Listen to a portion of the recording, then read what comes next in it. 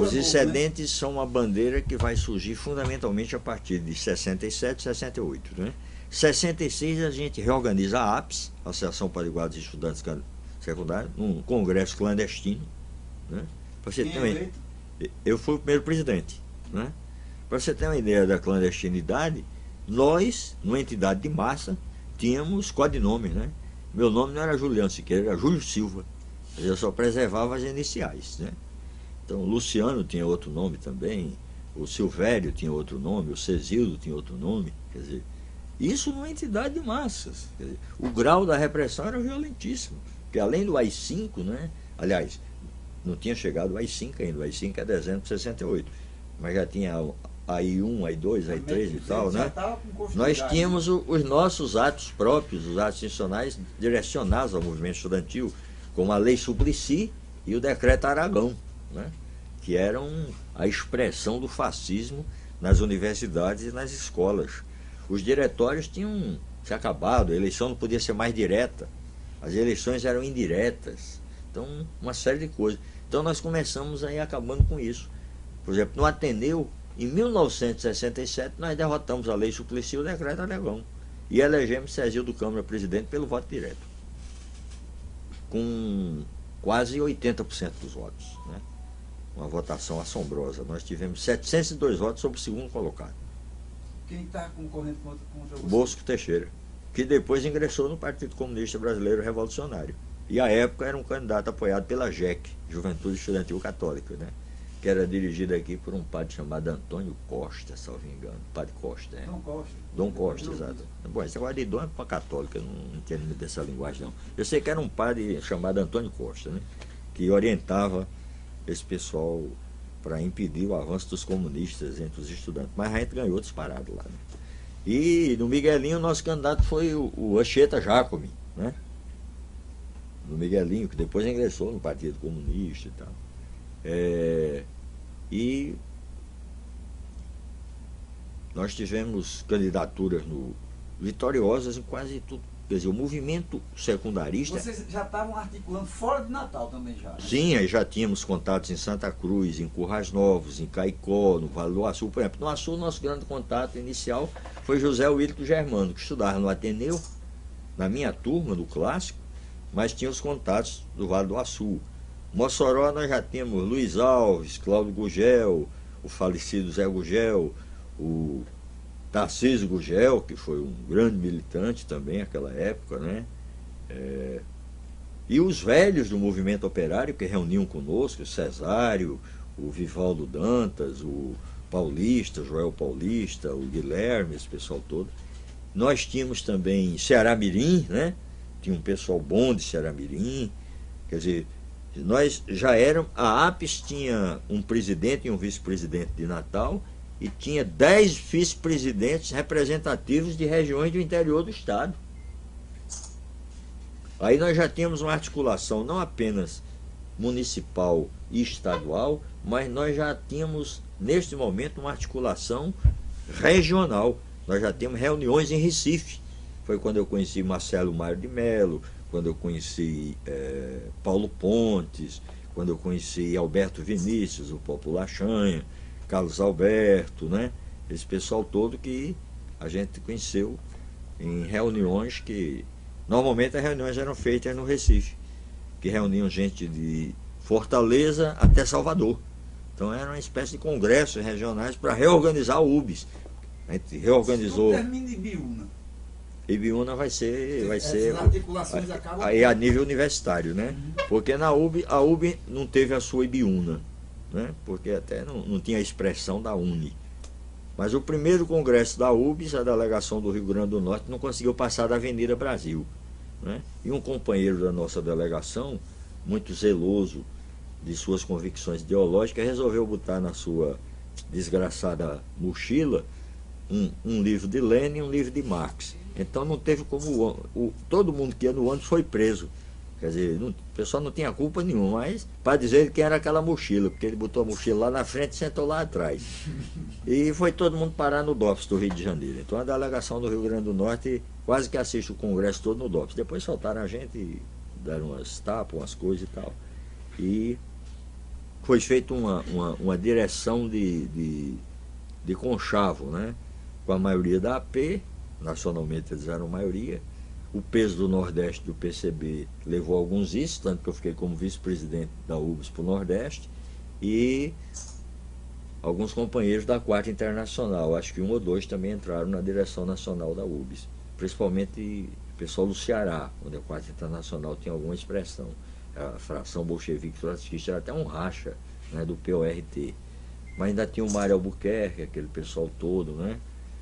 Que quando eu via aqui para o Rio Grande do Norte, chegava para mim e dizia: eu vou reunir com o pessoal do partido. E eu sabia que o pessoal do partido era só uma pessoa, era só Meri, né?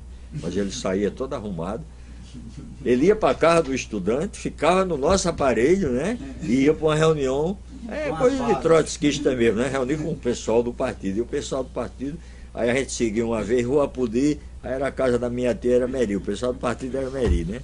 Que tinha acabado de sair da prisão, era até um atentado às normas de segurança. O cara sai da prisão e chamar para uma reunião, né? Isso aí é o tipo da coisa que nos pode fazer. Mas, quer dizer, o golpe nos pegou de surpresa, não apenas no Brasil, mas também no Ateneu, destruiu o imenso projeto cultural que nós estávamos construindo, né? As nossas bibliotecas, o nosso diretório estava com uma biblioteca maravilhosa, que quando Cezildo assumiu, quando a gente reorganizou, a partir de 66, 67, nós refizemos a biblioteca Graciliano Ramos. E lá botamos obras de Marx, de Engels, de Lenin, de Mao Tse Tung, de Che, de Stalin, de Fidel, etc., né?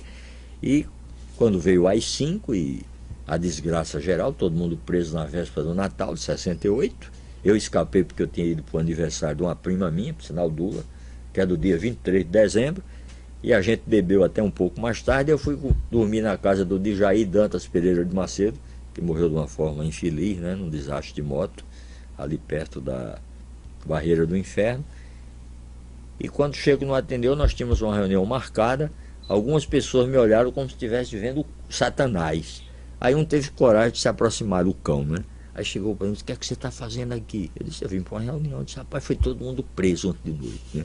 Aí nessa hora mesmo eu corri, fui para a faculdade de medicina, falei com o Tarcísio, filho da professora Angélica, que tinha sido minha diretora do Ateneu, conservador e tal, mas Tarcísio tinha sido participante conosco da luta dos excedentes, então ele apoiava o DCE por isso, né? A luta dos excedentes sensibilizou a cidade toda, aqueles que tiveram média acima de 5, mas não tinha vaga na universidade para absorvê-los. Então nossa luta por mais vagas e mais verbas era uma luta que sensibilizava todo mundo. Quem é que não quer o seu filho na universidade? Principalmente no estado que naquele tempo tinha 10 unidades da universidade e tinha no total 2.000 universitários no Rio Grande do Norte. Tanto que a massa do movimento estudantil era de secundaristas. Mas desses 2.000 universitários, 200 participavam ativamente do movimento. Eram militantes do movimento. Agora, Juliano, pouco antes, eu vou pegar dois aspectos. Primeiro, um dos documentos que a gente pegou aí sobre a questão da universidade, no depoimento de Onofre Lopes, ele disse que está tudo muito bem até a chegada da Univolante. Conta aí como é que foi esse processo que começou esse desgaste. É uma prova cabal de que o falecido ex-reitor, quase que feitor, né, da Universidade Federal do Rio Grande do Norte, que ele era dono da universidade, né? O processo de escolha, ninguém sabe qual era uma coisa, era tipo capitania hereditária, Apareceu, né? Era donatário, né? Renato Mariz deu a tarefa para ele cumpria e tinha apoio. Chegou até, inclusive, a universidade foi federalizada por João Goulart, quando o ministro da Educação era Júlio Sambaqui, né? E o João era um homem tão aberto, tão conciliador, esse é o termo exato mesmo, né? Que não exigiu nem alterações no comando da universidade aqui. Porque até então os professores universitários sequer tinham salários. Eles recebiam uma gratificação natalina. A universidade era o Ateneu, né? Na prática. Todo mundo saiu do Ateneu para fazer a universidade. Papai mesmo fundou 3 faculdades: farmácia, odontologia, filosofia e letras e artes. Quer dizer, aí outros saíram para fundar direito, medicina, isso e aquilo, né? A de medicina, os integralistas tomaram conta, né? O papai era da área de saúde, teve que ir para farmácia, odontologia, Vulpiano foi vetado, etc. Agora, nesse meio tempo, aconteceram coisas aqui na Agora, veja bem o seguinte, essa declaração, agora respondendo a tua pergunta, a Univolante, A Univolante existiu antes do golpe militar, através do CPC. O que existia de relacionamento nosso com a Uni, depois do golpe militar, e quando a gente organizou o movimento a partir de 66, eram contatos absolutamente clandestinos, né? Vinha um companheiro da direção nacional da Uni, ou às vezes vinha um companheiro do nosso partido, da nossa organização, que era da fração universitária ou da fração secundarista, para definir a política, para preparar a eleição de delegados para um encontro regional, ou para um congresso, ou para um seminário e tal. Então, ele dizer que tudo ia bem, não, tudo ia bem até que nós nos reorganizamos aqui, e a partir da nossa reorganização aqui, nós fizemos contato com o resto do país. Mas a reorganização do movimento aqui no Rio Grande do Norte, ela não aconteceu de fora para dentro. Obviamente que o de fora para dentro, o que é que foi? Foi o Comitê Central do Partido Comunista ter mandado um quadro para vir morar aqui. Um companheiro que foi inclusive deputado estadual no Ceará e que era ferroviário, cujo nome eu só vim conhecer depois na prisão de Itamaracá.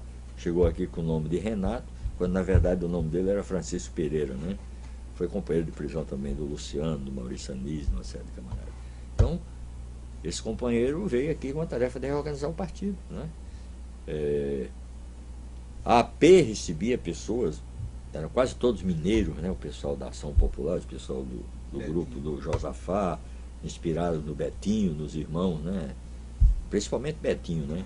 O Enfio e o mais jovem nem tinha tempo para participar, que era músico, né? A grande figura que faleceu também. E o Betinho era a grande cabeça da AP, né? Era um braço direito no começo do Frei Carlos Josafá, depois ficou à esquerda do Frei Carlos Josafá e tal, mas ainda mantendo boas relações. E o Rio Grande do Norte tem uma figura importantíssima no esquema da AP, que era o Dorian Jorge Freire, o moçoroense, né? Que era um dos principais colunistas do Brasil Gente, que era o jornal da AP, né? Então não tem essa história do Onofre, uma revelação da sua mais profunda ignorância, inclusive nesse campo, né? Porque ele era ignorante de várias outras questões, mas nessa então era extremamente ignorante. Então ele não sabia, o movimento se organizou como se organiza todo movimento revolucionário, né? Todo movimento de contestação à ditadura. Então não foi apenas no Rio Grande do Norte, isso aconteceu no Brasil todo.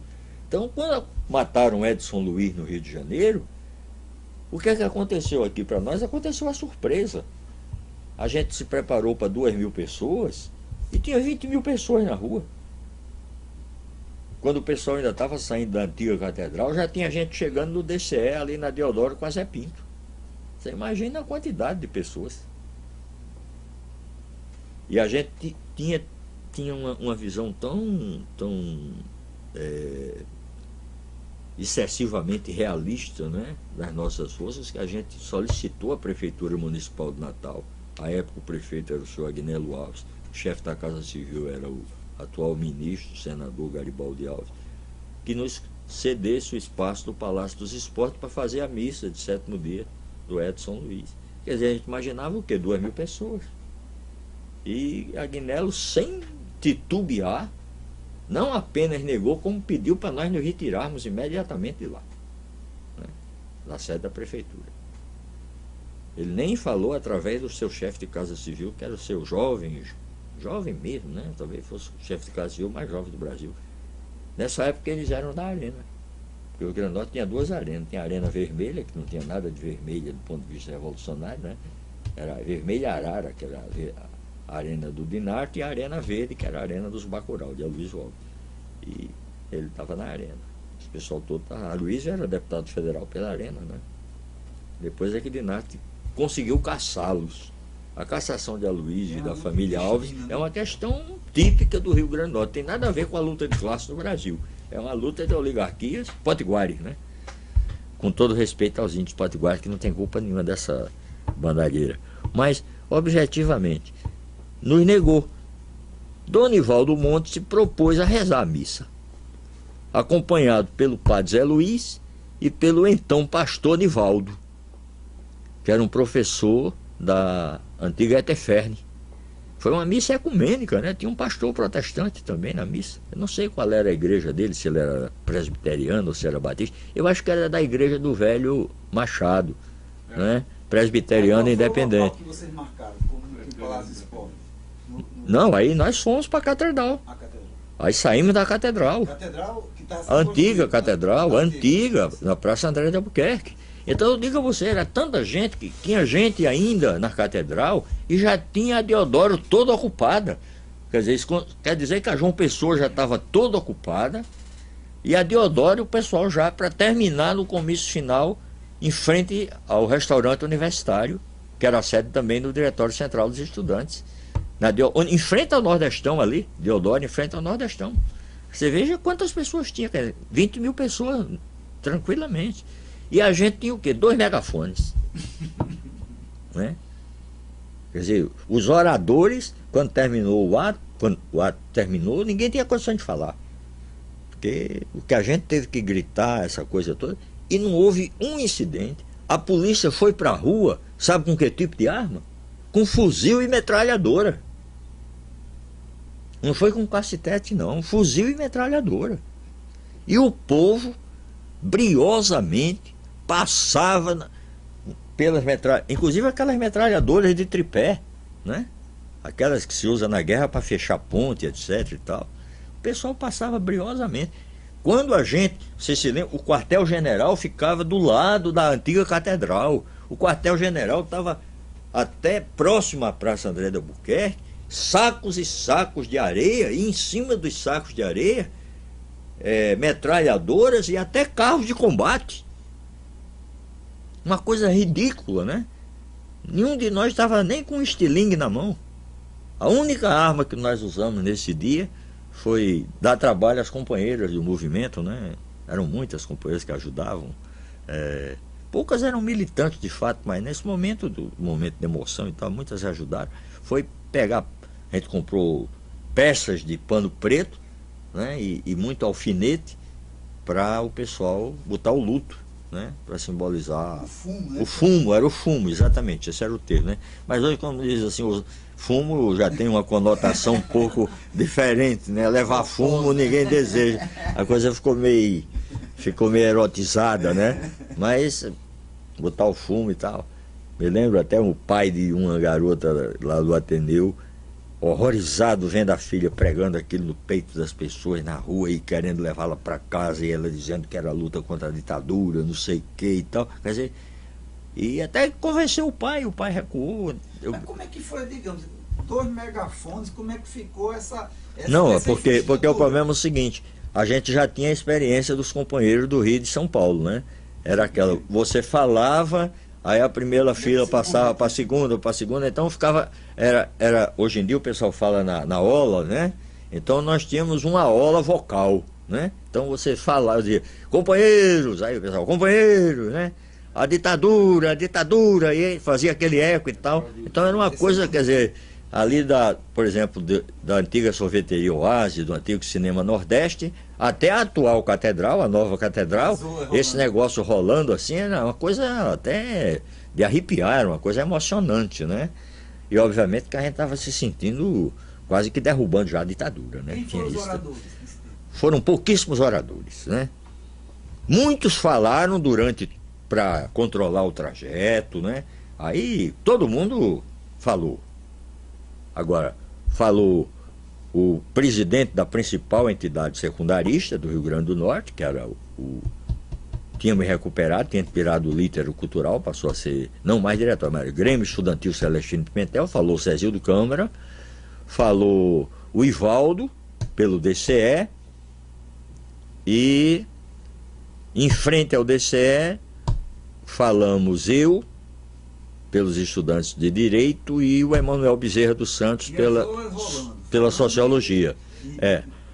Exatamente. Agora, durante o trajeto, Hermano Paiva, Geleno Guanabara, Ivaldo Caetano, Emanuel, eu, Luciano, Silvério, Silvestre, François, todo o pessoal, os megafones revezando, e a gente com palavras de ordem, povo organizado derruba a ditadura, você que é explorado não fica aí parado, seu filho, tal, omissão é traição, mataram Edson, amanhã pode ser você, não deixe isso acontecer, um povo unido, um povo forte, não teme a luta, não teme a morte, aquelas palavras de ordem toda. Então, Isso aí o pessoal, éramos mais ou menos uns 50, né, nesse tipo de locução.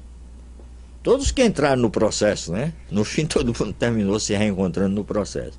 Mas foi uma manifestação absolutamente bonita e lembro assim, 1, 2 horas da tarde, nós tínhamos um bar de um amigo do Djalma Maranhão, que não era um bar propriamente dito, era uma espécie de garagem, mas para os amigos ele atrás servia uma cervejinha gelada e tal. Umas 2 horas da tarde, ficava em frente ao antigo DCE, a gente foi para lá comemorar aquela mobilização que a gente nem imaginava que tinha, naquele momento, a cidade, né?